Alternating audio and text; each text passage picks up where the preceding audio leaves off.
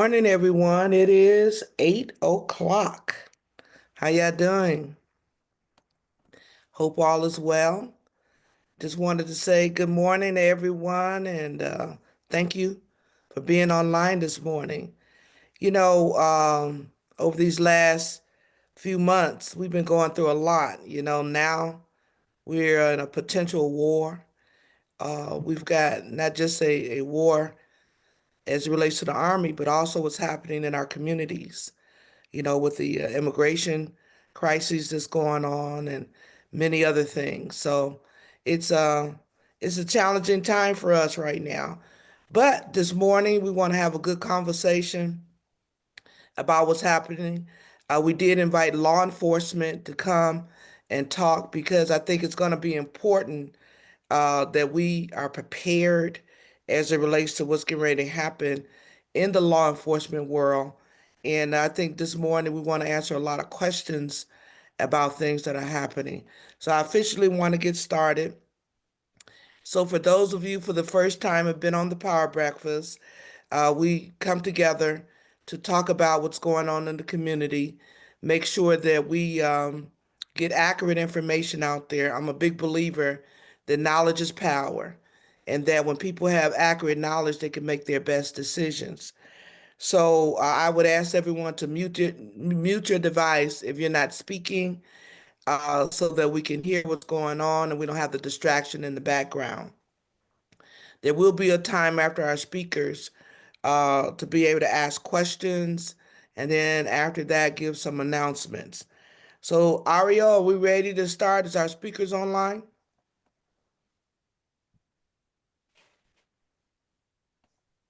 Ms. Terrell? So I guess she's working, trying to get, I'm not seeing their names here.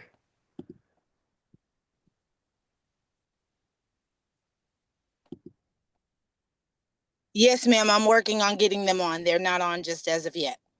Okay, so we'll give you a couple minutes to do that. So while she's working on that, I just want to say thank you for the Brazils for being here. I hope all is well. Mrs. Brazil still looking beautiful, still smiling. I love it.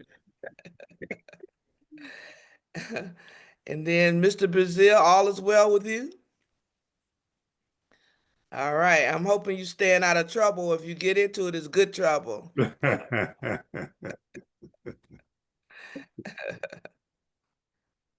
I see some new names.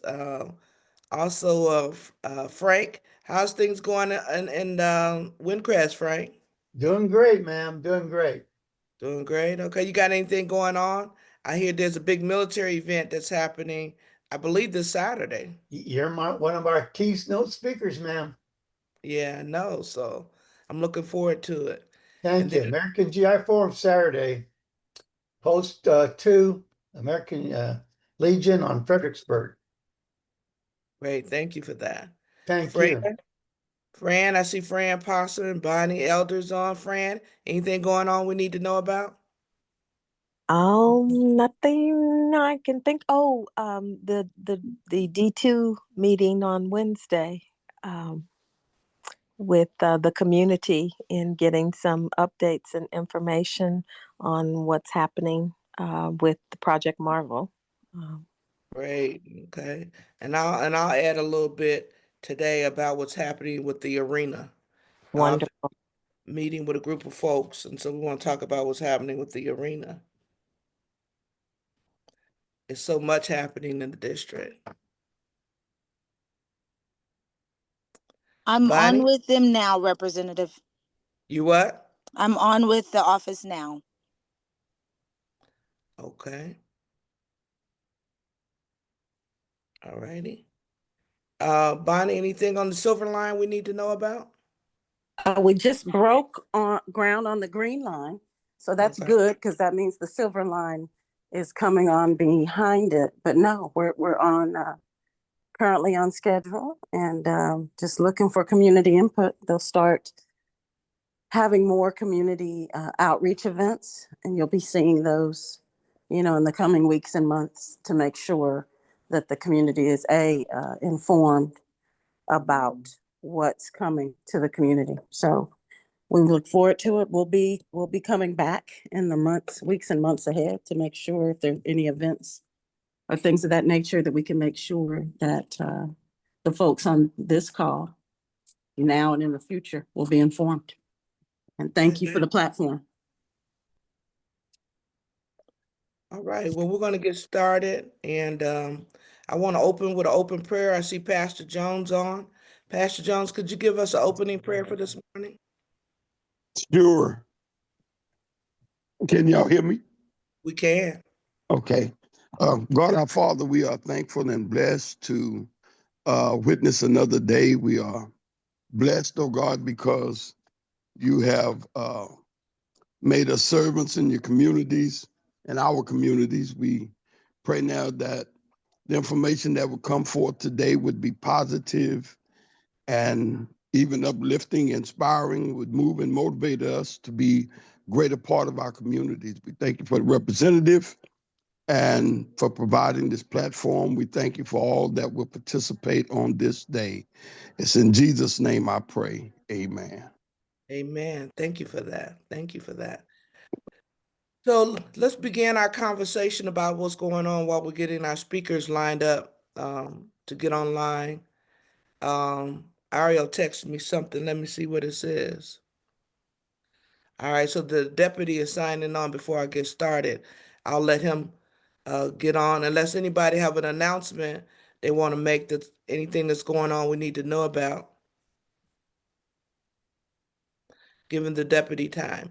So I'll get started. So again, good morning, everyone, and thank you for being here.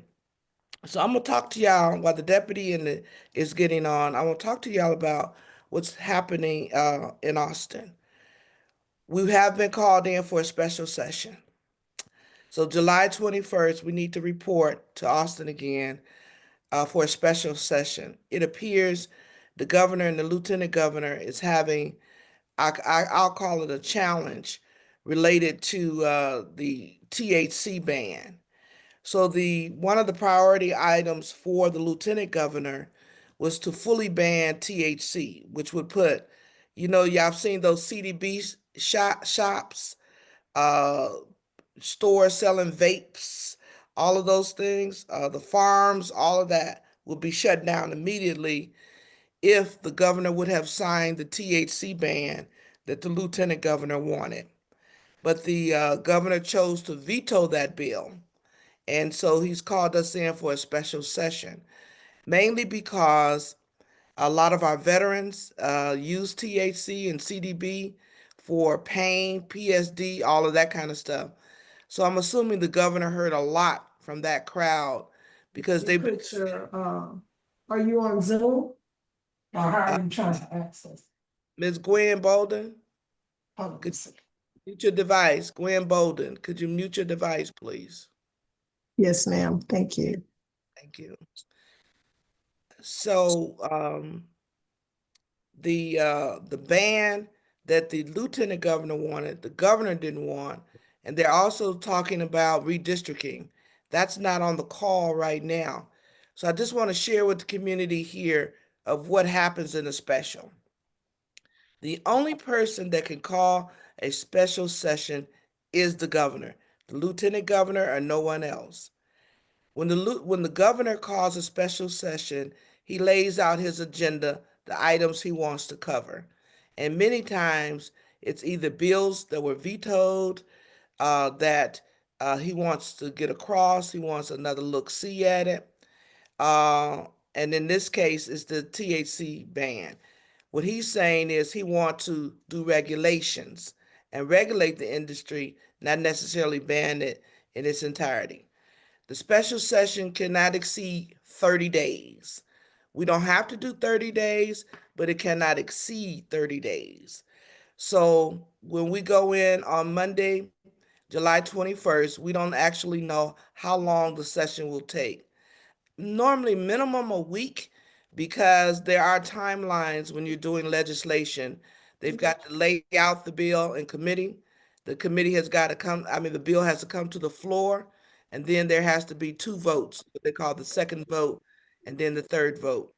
So it could be a week, It could be the whole 30 days. If indeed the mission wasn't accomplished, he can call another special. Last session, we had 5 specials. So we don't know what we're going to be up against when we get back in. The conversation about redistricting is trying to pack Republican districts and diminish Democratic districts. There's a lot of conversation around that, but I haven't seen that happen. So there is some concern, though, about what the agendas are moving forward and leading up to election for 2026 and 2028. So we'll see what happens with that, and I'll keep y'all posted at our July meeting of what's happening for the special session and what will be covered. After our speaker talk, I'll get back online and kind of tell y'all what occurred on this 89th legislative session, what was good, bad, and ugly. With that, is the Sheriff Deputy Garcia online?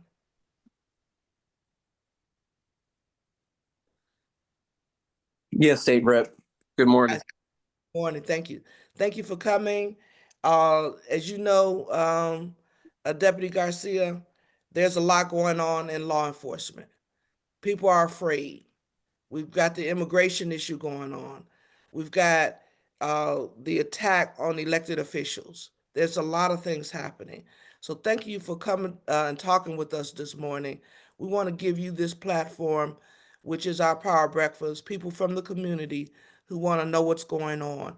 And my goal is to make sure they have accurate information so they can be prepared. So talk to us about what's happening in the law enforcement community and those things that is important to share with our community. Thank you. Yes, ma'am. Madam Rep, thank you very much for giving us this opportunity. Obviously, we love joining your discussions because they're very powerful and beneficial for the community. So anytime we get this opportunity, we always take advantage of it. But with that said, as you're aware, during the legislative session right now, it seems we're kind of chasing the legislative session as it kind of makes its way, as bills are being signed off. Things are affecting law enforcement each and every day. As we were anticipating the signing of Senate Bill 8 for the longest time, that bill continues to change, and that was something that was a priority for us for the longest time as it affected local law enforcement and their response in handling immigration related issues. Thankfully, Senate Bill 8 really pertains to just the handling of immigration related duties for the jails. That was a big concern for the community for the longest time. As we know, that was a very polarizing issue. Law enforcement and their dealings with immigration related issues. So I'll just touch on that really quick. Thankfully, that is a bill where the community will not really see too much of the sheriff's office and law enforcement in general out on the streets enforcing immigration related duties.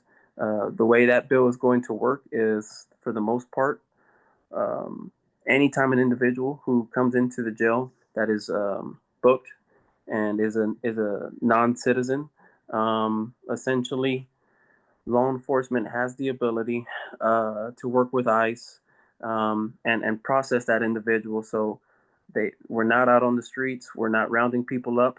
We're not snatching people up from churches, schools, or other areas. This is just a function that specifically pertains to the jail. Now to get on to some of the other issues, as we know that there's conflicts brewing local and worldwide. The places of worship here locally that pertain to our Jewish related folks and other places of worship here in San Antonio. It was something that came up recently where we were asked what our response would be in regards to some of these conflicts that are brewing worldwide. And our response is always to make sure that our community is safe, and that'll always be our our top priority, and our mission going forward is to ensure that our community remains safe. But also, if there ever is the something that comes up where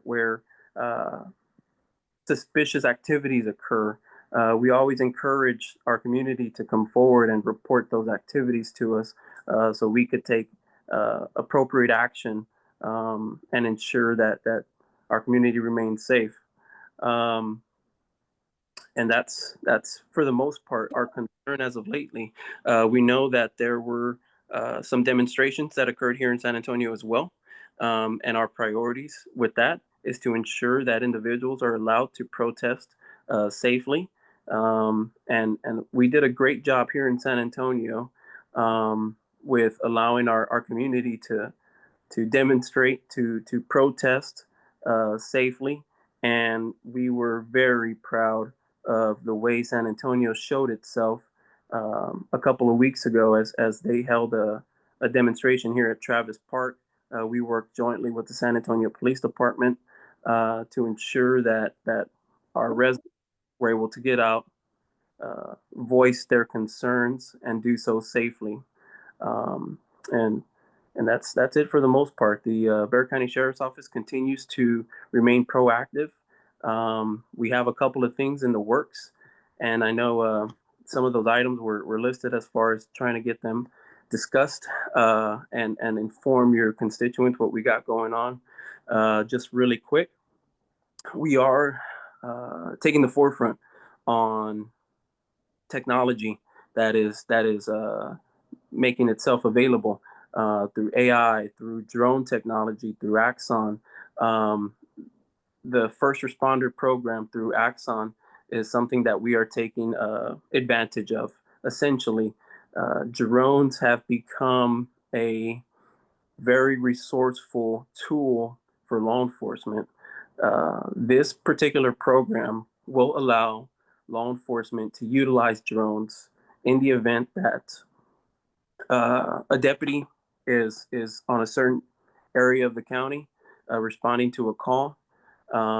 These drones will launch to a particular area, to a particular call, and triage that call, give us real-time information, but also feedback, real live, uh, real-time video as well of a situation going on, whether it's a 911 call, whether it's a family disturbance.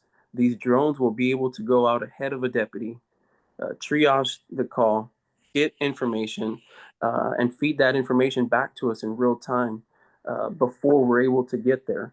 You will still see a deputy, but these measures, I'll break this information. They were able to prevent a vehicle burglary that just occurred this past weekend. Burglars in action were trying to burglarize a vehicle. This drone flew over and actually made its way down to the burglars that were at this vehicle. At this point in time, we don't have the ability to speak through the drone. That's something that we're working on right now. But with that said, we're very proud that it had some measure of success through this drone and through this technology. So there's a lot of things that we have going on, a lot of things that we're optimistic and hopeful for going forward. And if there's anything ever from the Bexar County Sheriff's Office that we could provide, that we can provide assistance for, feel free to reach out, please. Thank you, Deputy Garcia. One of the things I think is important is that the folks on this call understand the sheriff's role. When we think of law enforcement, okay, we think of SAPD, the San Antonio Police Department, the sheriff, state.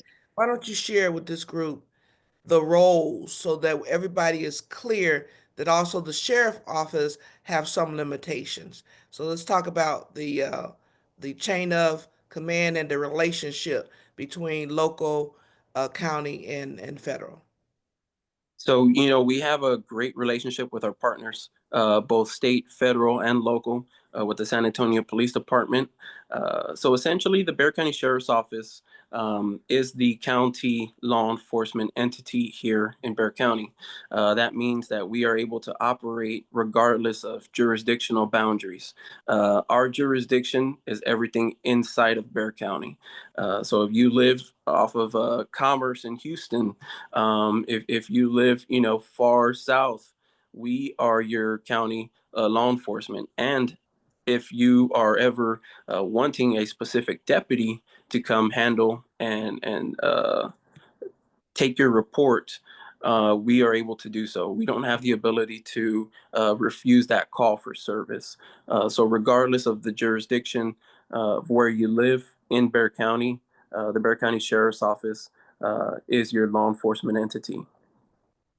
We have a great relationship with the San Antonio Police Department, as I mentioned.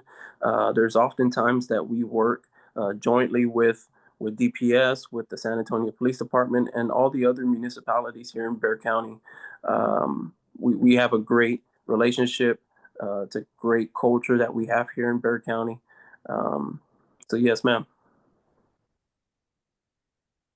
Great, thank you. Is there anything that this group needs to be concerned about, afraid of, or just have a bigger watchful eye? I know you said that the immigration piece, y'all working cooperative with them. You don't see the community having challenges with that or picking up people off streets and things like that. Is there anything else, though, you need to share with this group about what's happening in law enforcement?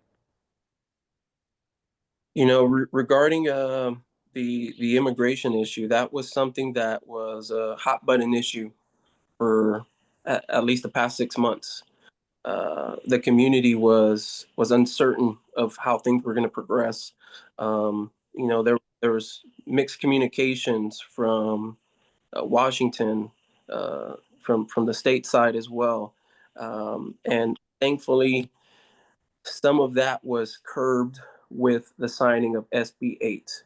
At least it gives us some boundaries to work within. As law enforcement, we have to abide by the law, and this law was signed.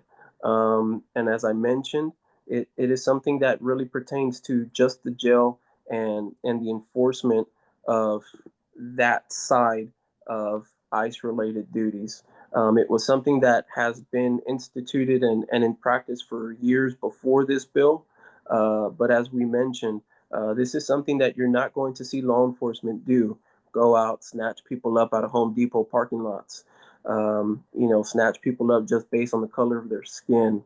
That's something that is not a priority to us. Our priority is to ensure that the citizens of Bexar County remain safe, handling calls for service that we're normally handling, handling drug-related offenses and high-profile investigations of that nature, and everything that we've been doing up until this point. Those remain our top priorities. And with this signing of SB 8, that was something we wanted to specify on. I'll get Judge Grace in a minute, but before that, Deputy Garcia, one of the questions is around what's happening with the National Guard. Have y'all had conversations, or has there been any alert about the National Guard coming to San Antonio or Bexar County? Yes, ma'am. As I mentioned just briefly on some of the demonstrations and protests that we had here in Bexar County, that was something that we were given word very last minute and day of. The way I heard about it was media asking me. For those that don't know, I'm the public information officer for the Bexar County Sheriff's Office. I handle all media.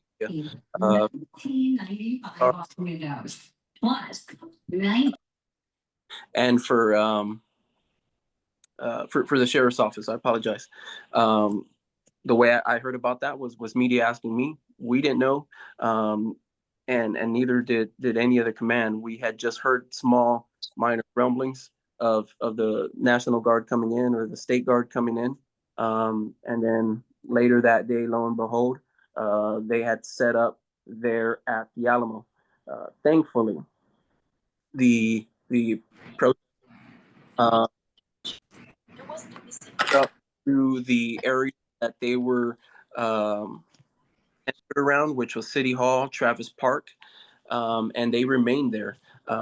They had certain areas that they walked around. They stayed clear away from the Alamo, and who knows if they had gone to the Alamo, how things would have shaped out to be. Thankfully, we didn't have to worry about that.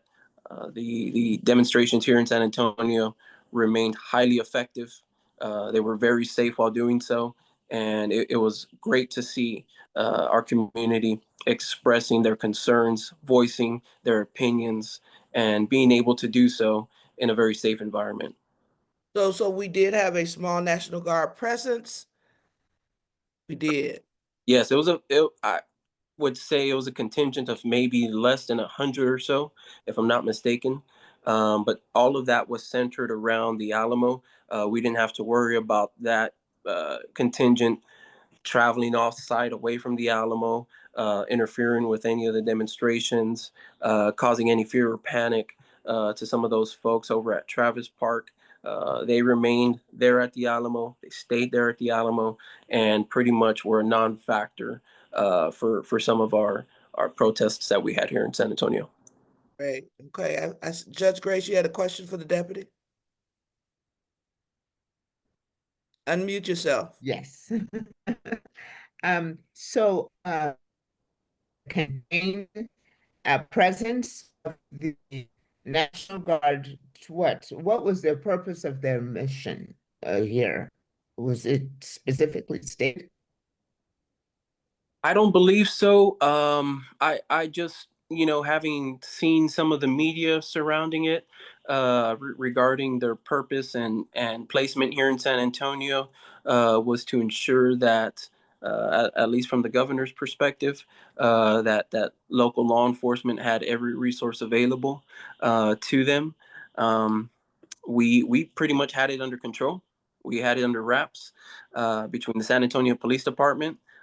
They had their plan in place. Here at the Bexar County Sheriff's Office, we surely had our plan in place for the courthouse and our staff that worked there. As you know, Judge, we were that was a priority for us to ensure that our county employees remained safe during that period, and we did effectively. We didn't have any issues occur at the courthouse during that particular time. But to answer your question, I believe it was just to ensure that any resources that were needed were available and given. But with that said, DPS and the Guard were stationed at the Alamo. We didn't have any law enforcement respond to that location whatsoever, or the need to respond to that location didn't occur as well. Yeah, sound contained. Representative, if I could have one more question of the deputy. What is concerning, and your briefing concern as far as the limitations with immigration and being in the jail, your function, but does that stop any other law enforcement, such as the federal ICE, DPS, performing duties of snatching people up and going to construction sites and taking away, disrupting people's livelihood? That's something that is unfortunately out of our control, right? Control what we're able to manage. Early on, before this law came about, we began proactively, very quickly, establishing protocols, establishing new policies that would not allow deputies to profile individuals that may be undocumented. Just for the fact of there's so much litigation that surrounds profiling and this type of enforcement. We begin to lose trust as a law enforcement agency when we begin to carry out these types of tactics and enforcement duties. And Sheriff Salazar was very strategic in not wanting to lose that trust of our community. At the end of the day, also some of these folks are victims to crimes, as you know. They're victims to assaultive offenses, sexual offenses, and the last thing we want to do is dissolve that trust that we've established for so many years. And what we did is we created a list of policies that is a checklist that in order for certain things to occur, these guidelines must be met, and a report must be made. A supervisor must make the scene. A supervisor must also go through this long, extensive checklist to ensure that if certain actions are going to be taken, they're going to be the appropriate and most correct actions that are being taken in regards to whatever it is that brought you there to that scene. As far as going up to construction sites, Home Depot, schools of that nature, that is not a priority for us. We're snatching people up, as I mentioned, and we will not be doing so unless we have actual reason and probable cause to be taking specific actions.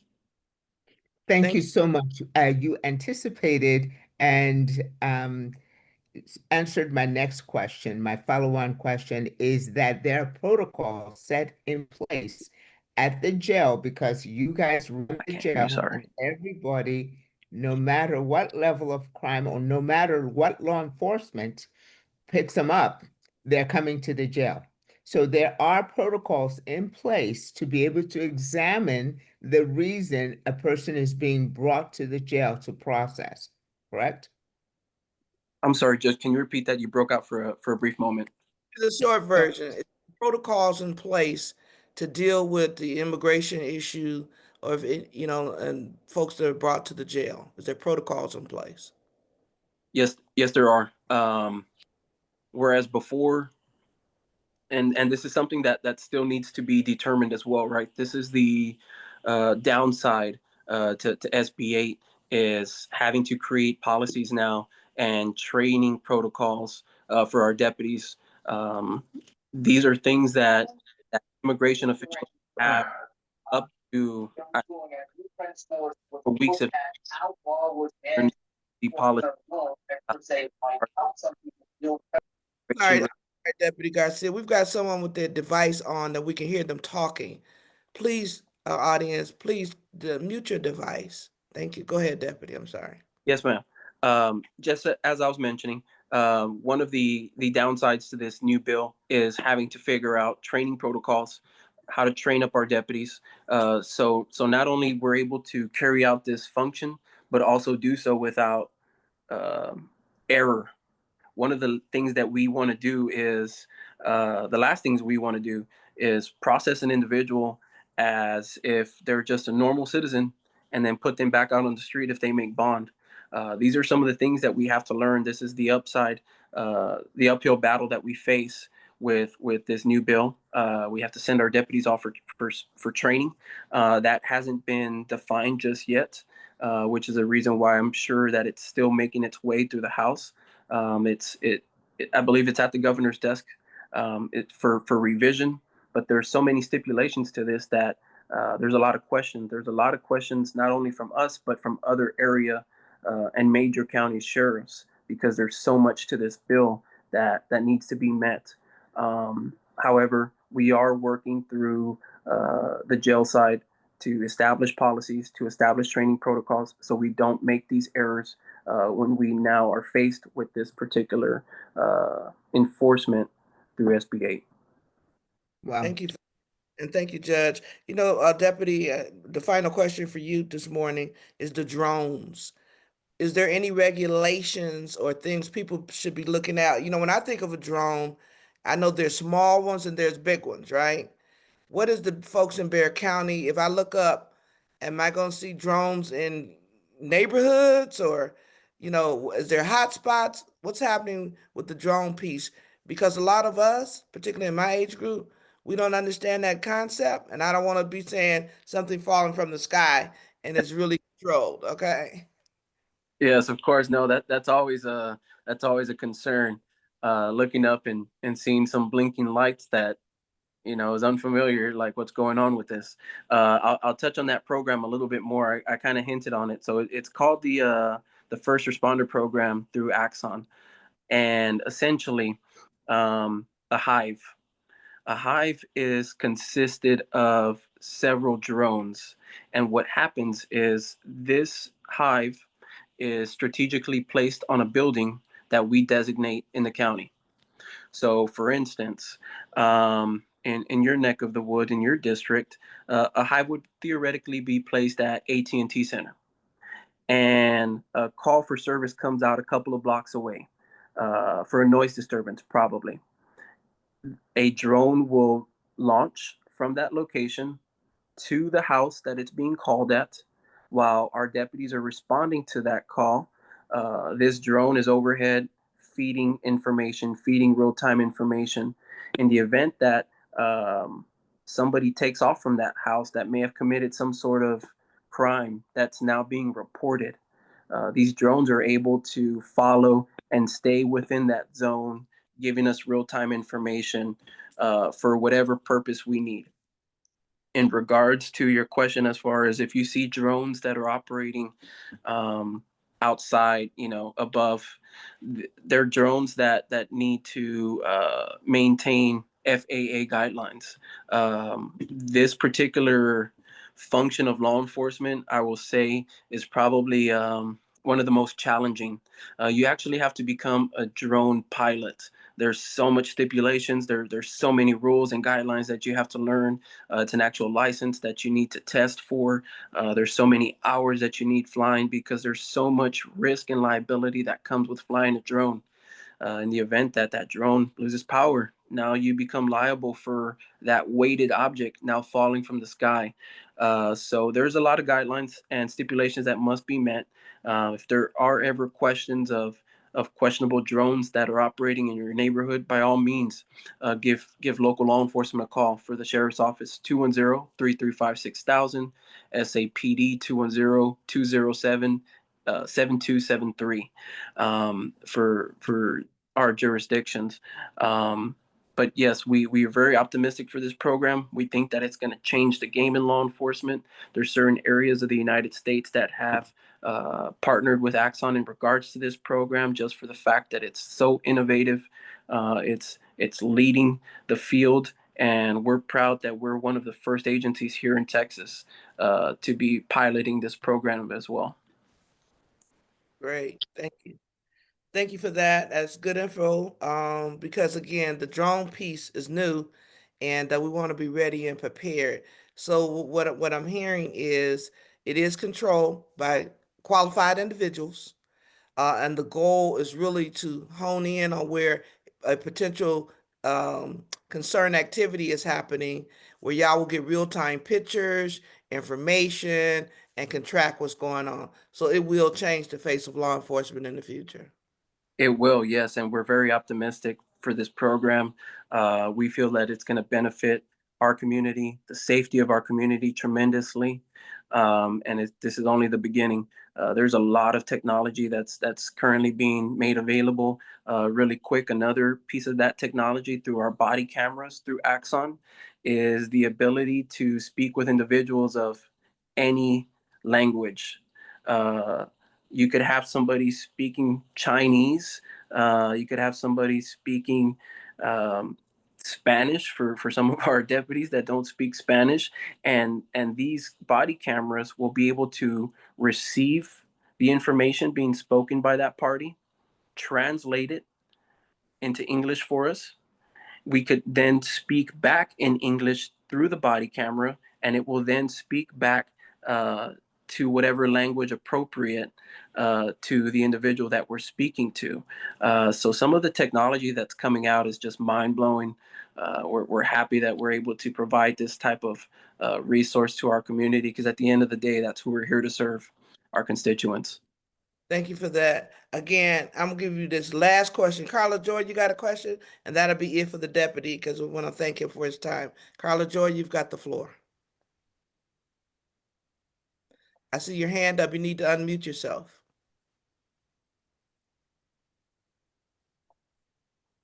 Okay. Hear me now? Yes, we can. Okay. Oh, just a quick question around the drones again. What is the record retention for the data that you're collecting?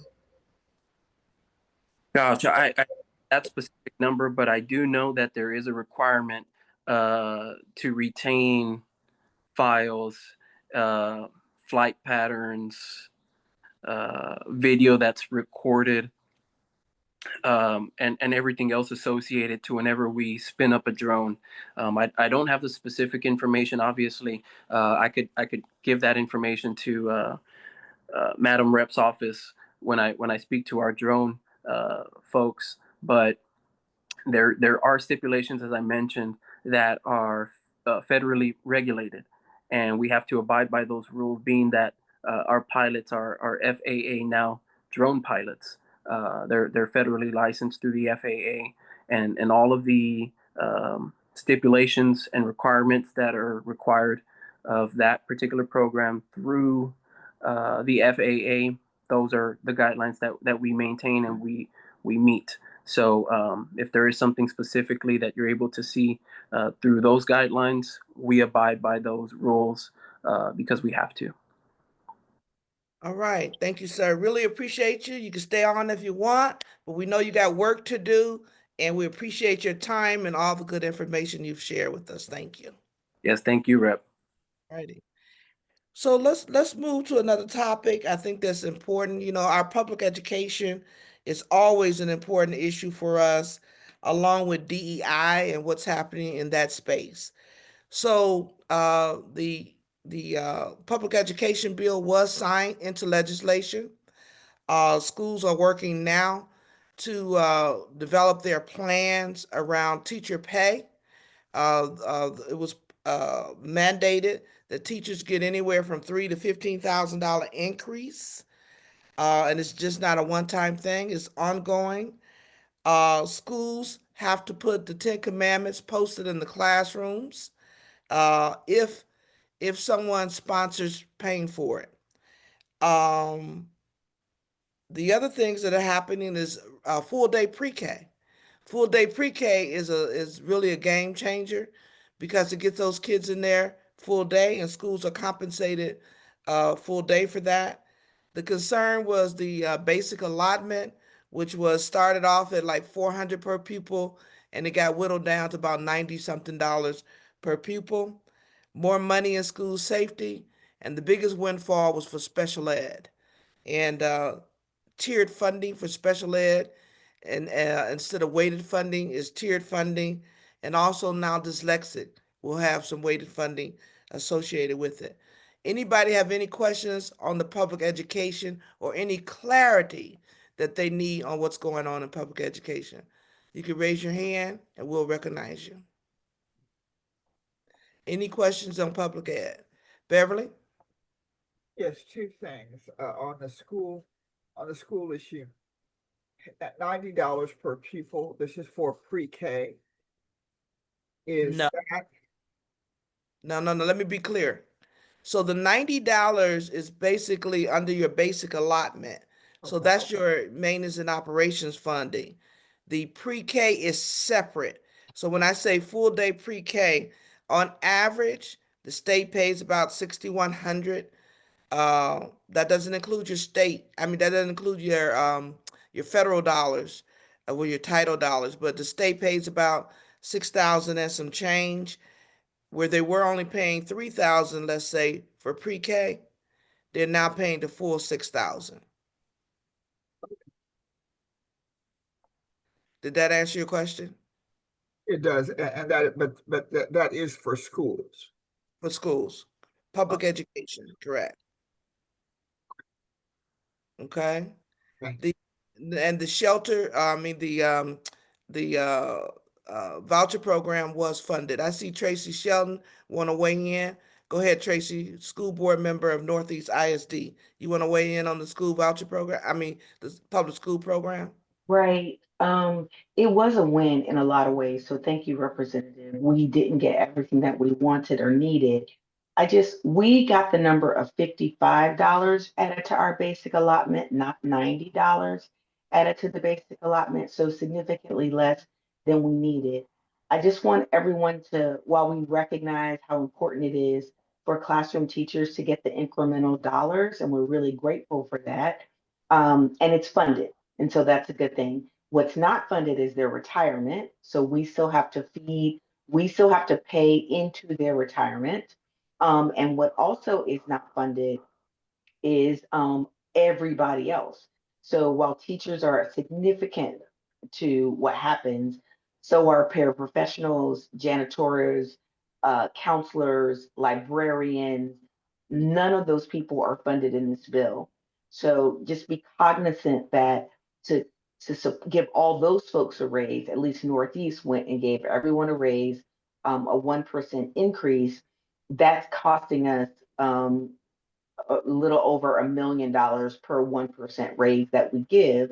And what we're hopeful for is that the legislature will, at a minimum, continue to fund the teacher increase, because once we give a pay raise, that's perpetual, right? And so we're having to pay that every year, whether we get those funds from someone from the state or not. So we're grateful for the money from the state for the teacher pay raise. I want everybody to recognize while they did pay for the raise, they did not pay for the retirement, and they did not pay for raises for all the other people that are making the school run. And to be a teacher, you have to teach 4 hours per day in a classroom, not 4 sessions, but teachers are classified differently under this bill.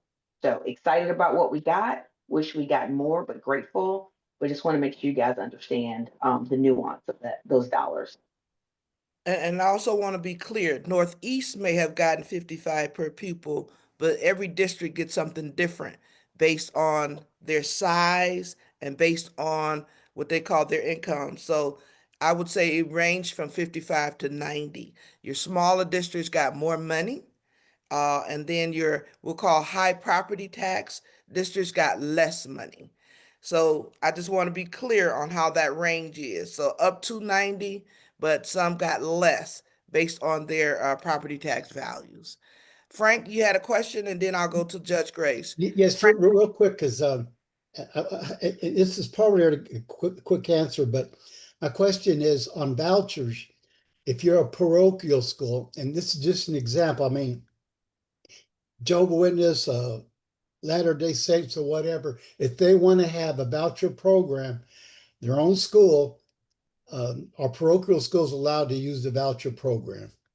Yes. So let's talk about the voucher program for a minute. First of all, you have to be certified as a private school. Okay. So if the parochial school is certified under a approved certification entity, they qualify for the voucher, which is called ESAs, Education Savings Accounts, right? And they're able to get up to $10,000. So like in my district, St. Gerard's, which is a popular parochial school, Catholic school, been around for years, right? Their tuition may not be 10,000, but the 10 up to the voucher up to 10,000, it covers tuition and other things, books, tutoring, other things that that parent may need. It is run not by TEA, Texas Education Agency. The state comptroller controls those resources. So let's say that a school that gets the certification as a private school, that parent then applies for a voucher. And when that parent applies for that voucher to go to certain schools, then there's a drawdown account, whereas the tuition is paid, the other needs of that student is paid directly to the vendor, not to the parent. So parents aren't taking home a $10,000 check. That's not happening. It's a drawdown system. But a school, is my understanding, to even become certified, you have to have been in existence at least 2 years, and you have to be certified through the state in terms of your private school status. So I know a lot of concerns was private schools going to pop up all over the place, right?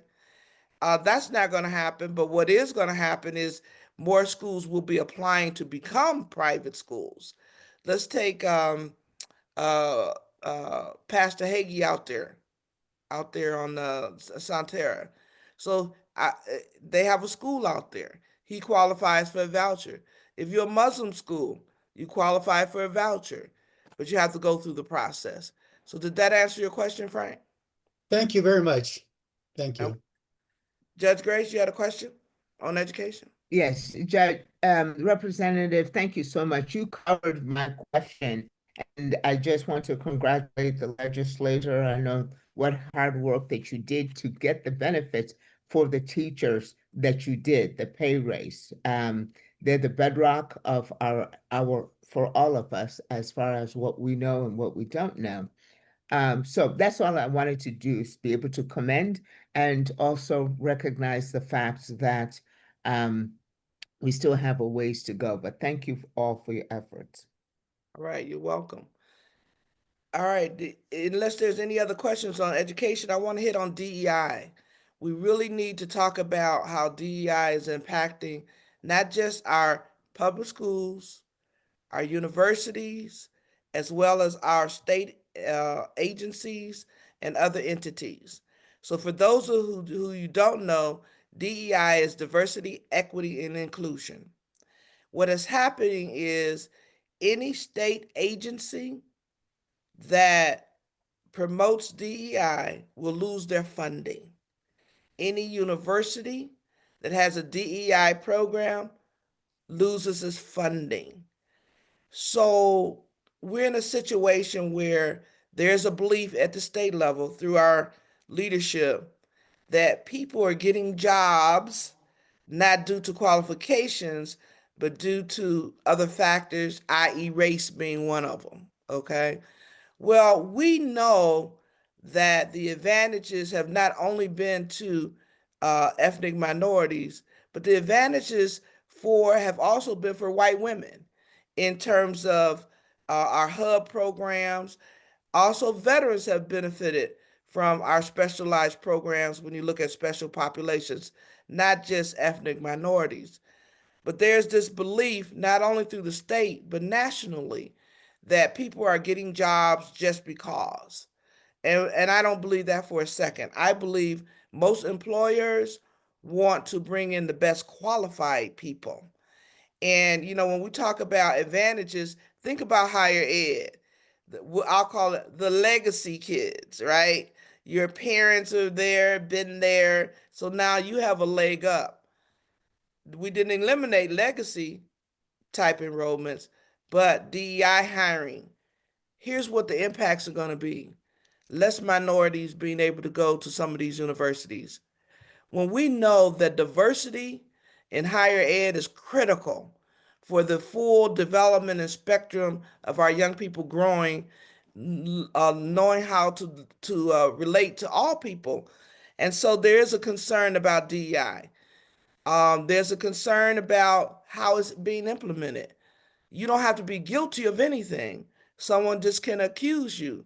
Let's talk about the Harvard situation.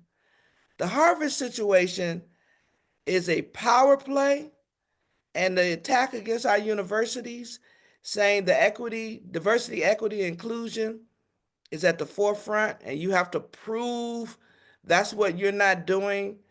We were concerned about our HBCUs who target, guess what? Ethnic minorities, particularly African Americans. They were taken out of the equation. There was realization that you can't take a university that was geared to a certain ethnic minority population and then now say, let's erase that.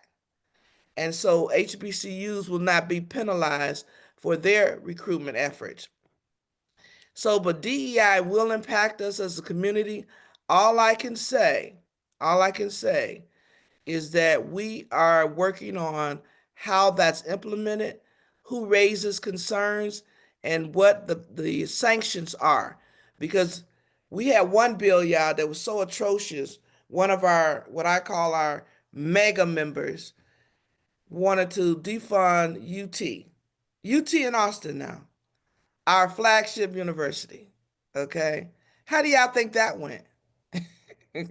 when probably most of the members of the legislature either went to some branch of UT, be it UTSA, be it UT Arlington, okay, be it UT Dallas, UT Houston. So can you imagine a member had the gumption to try to defund UT? But that's the kind of legislational session that we've had. There were several bad bills out there, but also there were some things that we were able to hold the line on.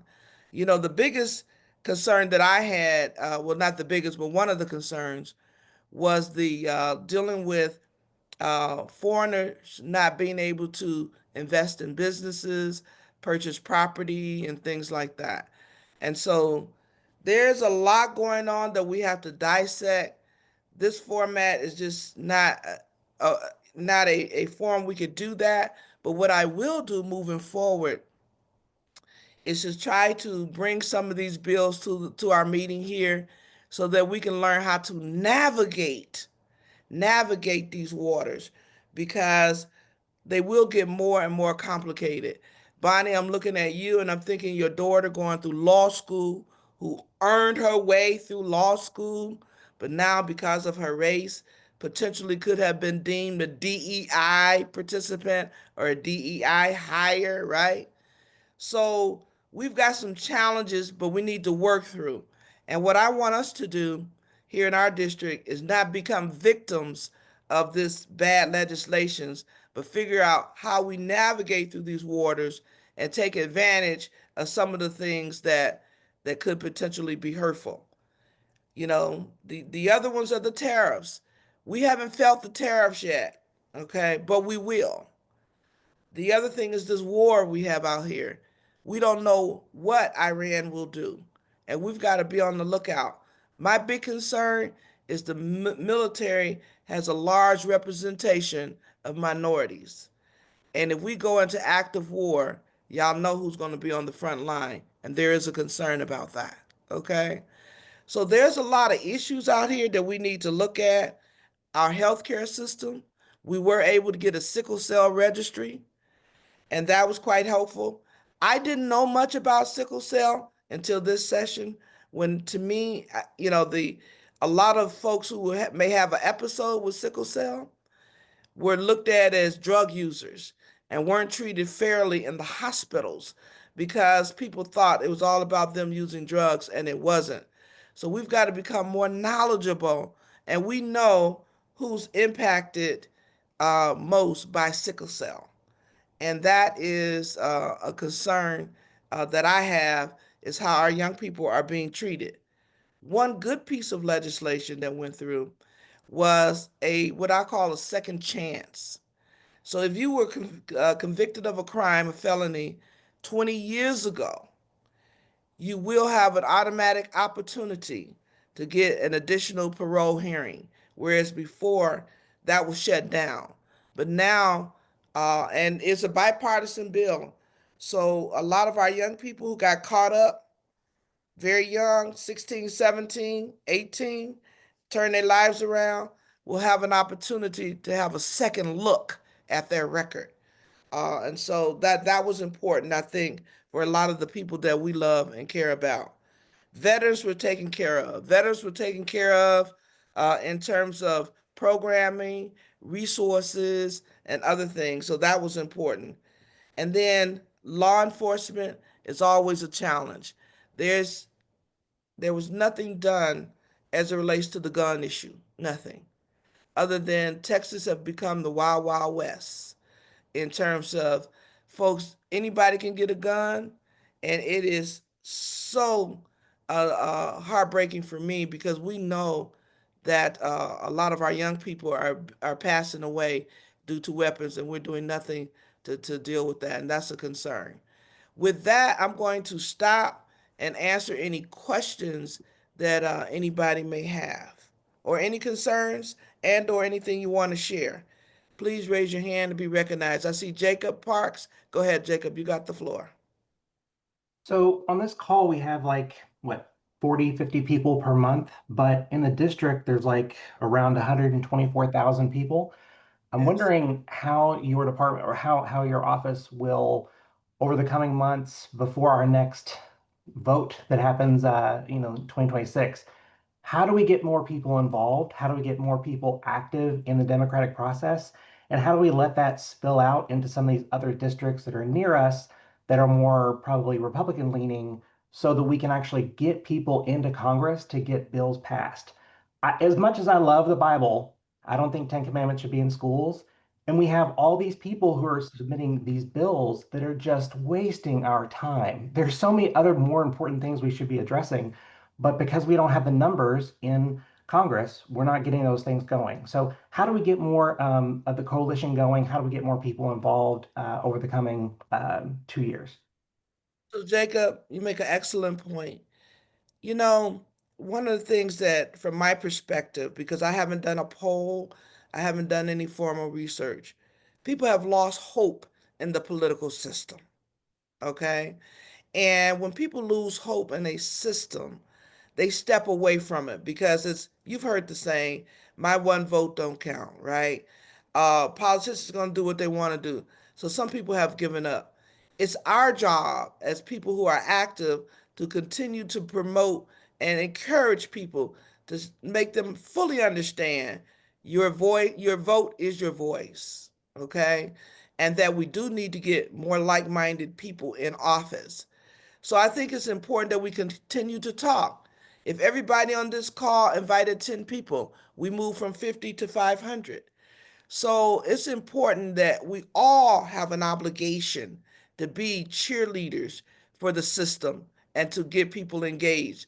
A lot of times people think it's only, their little network or if they do it themselves, but it's our job to start recruiting people because we are living in a time right now where people have gotten comfortable, where people are not willing to uh, I'll call it dip their toe in the political pool for whatever reason. Busy, working 3 jobs, and as you well know, people are so busy now, it's hard for them to even say hello to someone standing right next to them. So that's the environment we live in. I'm gonna go with Dr. Sadler. If this is the issue you're talking about, Dr. Sadler, if you can add to Jacob's deal, I would love that. I see Audrey and then Mr. Cooper. So we've got Dexter, Audrey, and John Cooper. Go ahead, Dexter. Thank you. Separate announcement I wanted to make, and I put it in the chat. And this is about a special celebration for Archbishop and Pastor Emeritus Copeland celebrating their 40-year anniversary of New Creation Christian Fellowship Foundation. We're calling it Christmas in July. There is a host of events going on from July 16th and culminating to on July 20th with the Clark sisters performing. And the information details are at New Creation, no, excuse me, it's at nccfonline.org. nccfonline.org. And then scroll down to events, you'll see all the details. All right, and it's in the chat. Audrey, you got the floor, and then Mr. Cooper. Yes, there is a meeting tomorrow scheduled by the Texas Democratic Party in Blue and Bexar County. Is called Blue Texas. The location has changed. It's for tomorrow, the same time at 6 o'clock, but the location is changed to 1002 Donaldson. The original location found out to be too small. It held 75 people. So that's a very good thing. I invite everybody to please come to that meeting, and the location is in the chat. Thank you. Thank you. Mr. Cooper? Yes, under the umbrella of education, and I think I'm going to address with Jacob's piggyback on that. Each one must reach one, each one needs to teach one. And the question for every one of us on this call is who's going to be your one? We all have centers of influence. We all are connected. We got dots. We need to connect the dots. And I must end with this. We got to stop talking about it and be about it. And our actions are going to speak louder than our words. I yield. Perfect, Mr. Cooper. And that's a perfect segue to win. To end. It is 8 o'clock. We've had a great speaker with the deputy. Excuse me, 1 second, State Representative. I've been trying to raise my hand, but I couldn't find the button. Okay, you got it. I have a question about animal safety. That was one of my main reasons of getting on the call. I did get some insightful information about things that are going on in the community, in our county, but what will we do about animal safety? Are you talking about the dogs running all over the place? Yes, and being attacked by dogs in our community. I mean, I'm sure it's happening in more places, but because I live here, it's happening here. And so what can be done about it? Or what actions can be taken to receive some type of support, some help? Like he said, instead of talking about it, be about it. So there is a hotline that the city of San Antonio have, and I'll have my staff look it up. And so Jamie, put your contact information in the chat.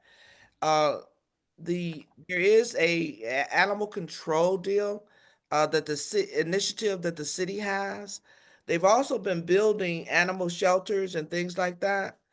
And so to to be able to get that information to you, um, you could if you're not ready to put your information in on the chat, you can call the city of San Antonio. That is their jurisdiction. Okay. Call your council person, whoever that is, whatever district you live in. And what happens is you call that office, you call your city council person, who then tells you who to call, right? If you see a stray dog problem, they come out there and pick up dogs and things like that. But also they can tell you where the closest animal shelter is. But that's a city function, and it is their responsibility to make sure that our citizens are aware of where they can get that additional support. It's 311. Okay, thank you so much. And somebody named the number. Is it what's the number? 311? 311. 311. Call 311 for the city's program on animal control. Okay? Again, good morning. Thank you everybody for being on the call. I really appreciate your time. I know time is precious, and we will continue to give information. Next month, we will speak a little bit more about what's happening with the transportation out there, how the Silver Line is going to impact our community, get more updated also on what's happening with these highways and all the work that's being done. I really want y'all to understand that the work on these highways is not a 1-year deal. It's a multi-year deal. But we need to know and be well informed because some of the signage is really bad coming on and off freeways, and I'm concerned about that it's not good enough. With that, again, I want to thank everybody. Have a great day. We're going to sign off and say, keep on keeping on. And as Mr. Cooper said, let's be about it and let's just stop talking about it. So let's make sure we tell our friends and neighbors we've got a forum to answer questions, to get accurate information, and we need to be involved. Thank y'all. Have a great day. Bye-bye, everyone. Audrey, I asked you a question, if you could contact me or put your phone number. Need to get in touch with you. Representative, thank you again. Knowledge is power. You prove it every single day. And I look forward to more people being engaged because the power is in your hands. This is still a country that is governed by its people. We have power as a people. People power is powerful. All right. Thank you, Judge. Appreciate that. Bye. Have a great day. All right. You too. Take care. Bye. Bye-bye.